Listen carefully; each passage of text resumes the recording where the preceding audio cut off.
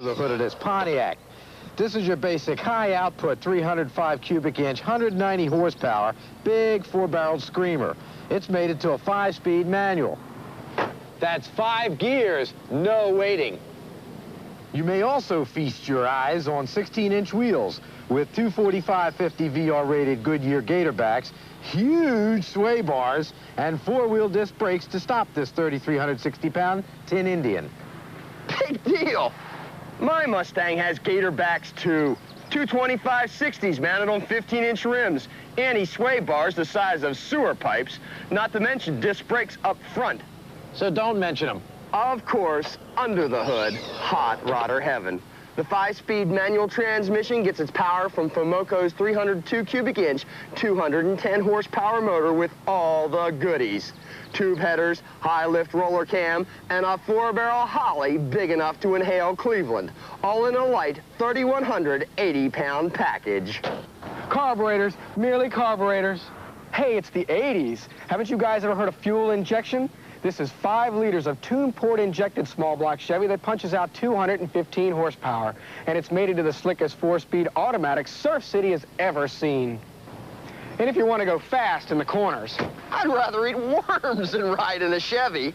like I said, if you want to go fast in the corners, my IROC also sports 245/50 VR16 Gatorbacks and 4-wheel disc brakes, plus larger anti-sway bars and a lower center of gravity than the standard Z28.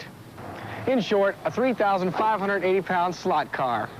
There's only one place to settle this, the racetrack.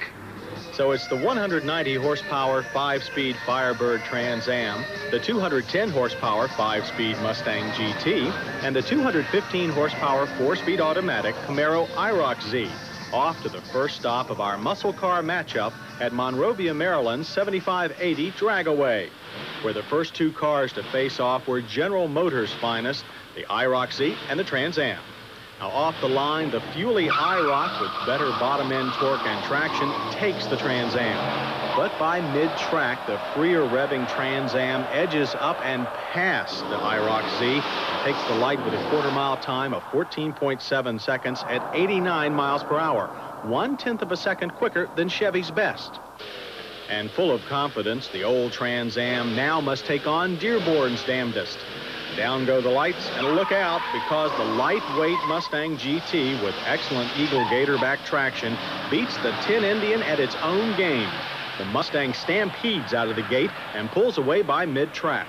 At the finish, it's Ford's pony car by 4 car lengths to a tune of 14.3 seconds at 92 miles per hour.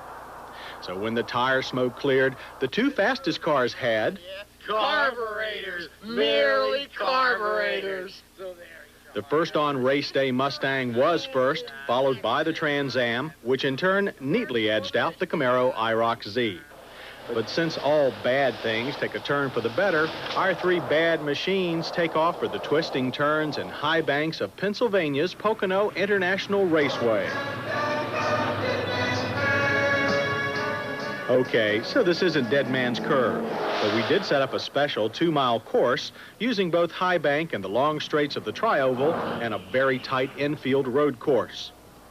But we thought we'd limber up first with matched high-speed straightaway runs between the high banks. Here again, the Mustang ran away with a scorching 127 miles per hour. Next fastest was the Chevy IROC, held back only by its automatic and driver fear, to the tune of 123 miles per hour. The less powerful Trans Am almost matched the IROC Z thanks to its slippery body and manual transmission. Top speed was 122. Absolute top speed for all these cars is over 130. From there, it was on to the handling course. First up, the Mustang, looking like the late Steve McQueen's own bullet machine on a busy day. Its powerful motor, light rear end, and slightly dated chassis produced plenty of throttle-induced oversteer. Yet, helped by the Coney gas struts and shocks and variable rate springs, the Mustang thunders around the high banks and straights and slugs it out on the tight turns to produce a very fast average lap speed of 73.5 miles per hour. It may be all over the track, but it is fast. Next up is our Indian uprising from Pontiac, so look out, Mustang. The huge Gatorbacks and more sophisticated chassis make this one running grave. Even without the latest in gas shocks, this year's larger stabilizer bars meant handling was stable and neutral in tight turns with no unnecessary dramatics. This Trans Am goes where it's pointed. And as it charged past the timers, it corralled the Mustang's time 0.2 of a second quicker with an average speed of 73.7. But at this point, Chevrolet had a surprise of its own. With more weight and an automatic transmission, the IROC Z should have had a disadvantage here. But it politely dusted off both the Mustang and Trans Am. With its Mustang-like bottom-end power curve and a more finely tuned chassis than the Trans Am, the IROC was fast and mean. With no fuss, no muss, and a super stiff front end and Bilstein gas shocks at the rear, the IROC Z corners hard, brakes quickly, and really hauls the mail. And as the Chevy contingent cheered, the IROC Z ran an incredible 0.9 of a second quicker than the Trans Am and over 1 full second faster than the Mustang, with an average lap speed of 74.4 miles per hour. So what did this prove? Well, that cars are like beer. It's all a matter of taste.